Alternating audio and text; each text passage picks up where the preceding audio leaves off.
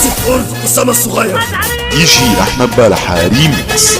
أزعرينا إحنا جينا، أزعرينا إحنا جينا. Pulling our opponent down as we drive the knee up can deliver up to 2.5 tons of force, enough to lift a car. It's not the arms, but the legs that drive this. Like a piston, the explosive power of the legs is capable of generating hundreds of pounds of force, all to a very vulnerable area, the soft underside of the opponent's jaw. Like the Hanuman move, the flying knee relies on the explosive power of the legs. But rather than spread the power of our blow over two fists, it concentrates it into the spear point of the knee and combines it with the force of gravity. It's the equivalent of hitting our opponent in the chest with a sledgehammer. Works on a concept called the couple. Basically, it's two levers linked at a single fulcrum, the elbow lock. And it doubles the foot-pounds of torque you can generate when compared to a single-arm lock.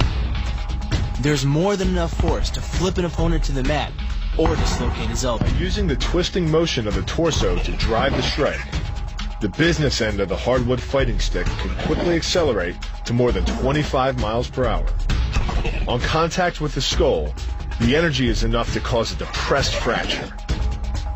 It's the same injury-producing force as being hit in the temple by a hammer. Mali relies on something called a flexion moment imparted to the neck to do damage.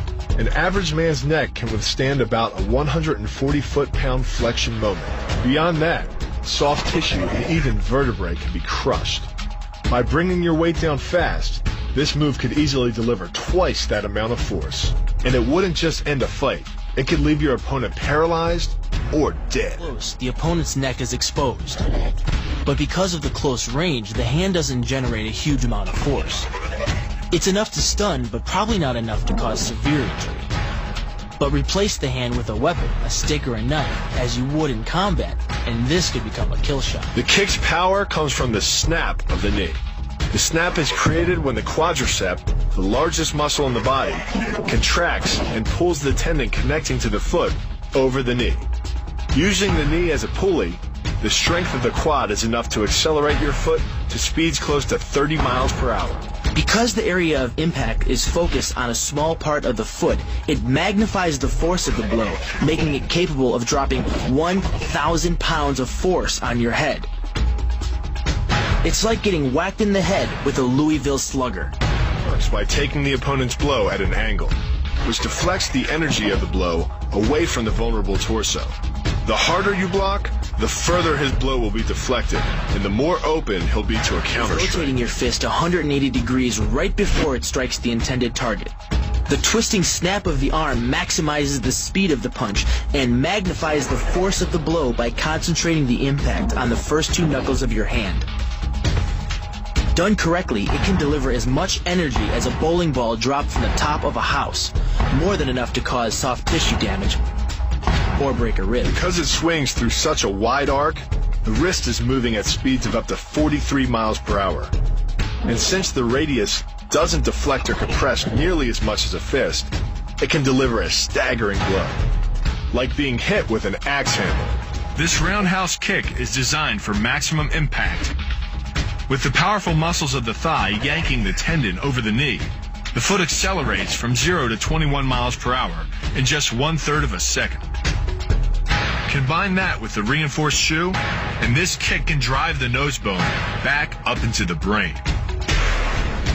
It's aimed at the largest gland in the human body, the liver. A direct hit won't just bring an opponent down. It can rupture the gland, causing severe internal bleeding.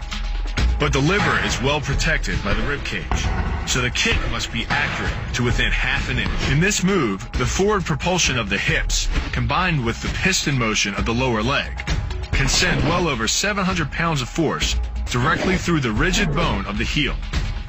This impact won't just knock an opponent down. The force is enough to permanently damage his kneecap, leading with the near arm. The first jab travels the shortest distance to the opponent, so what it lacks in force, it makes up for in speed. The second punch, utilizing both the twist of the shoulders and the forward momentum of the kick, can carry over 4 times as much impact. and just a few hundred pounds of force to the temple is enough to cause a knockout. This move uses the same principle as a throw in judo, off-balancing your opponent and then using his momentum to send him down. But it's much more aggressive. The sweep here is actually a strike to one of the most sensitive areas of the body, the Achilles tendon. The Achilles tendon. The throw works just like a crowbar, where your leg is the lever and your hip is the fulcrum. The trick is positioning your body in just the right place. If you're just an inch off the placement of your thigh and hip, the amount of energy needed to throw an opponent can more than double. But performed correctly, Uchimata requires almost no energy, yet it can deliver up to 5,000 pounds of force. If it weren't for the mat, a throw like Uchimata would be enough to cause serious injury, or even paralysis. You use the strength of your legs to maintain your dominant position while you secure the choke. Just a few pounds of pressure on the collar of his gi is enough to reduce the blood flow to the brain to a trickle and end the match. Hold this move for 10 seconds and the fighter will black out.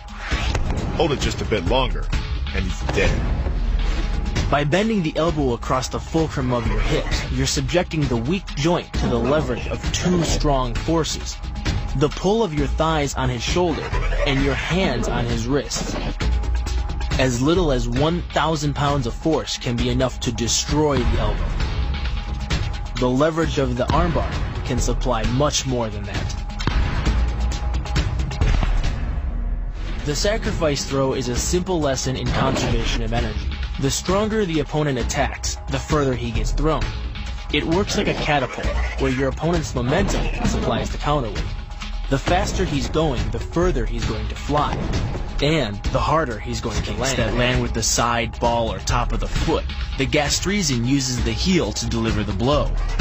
This alignment of the heel, ankle, lower leg complex channels some 2,000 pounds of force into the opponent. More than enough to break a baseball bat.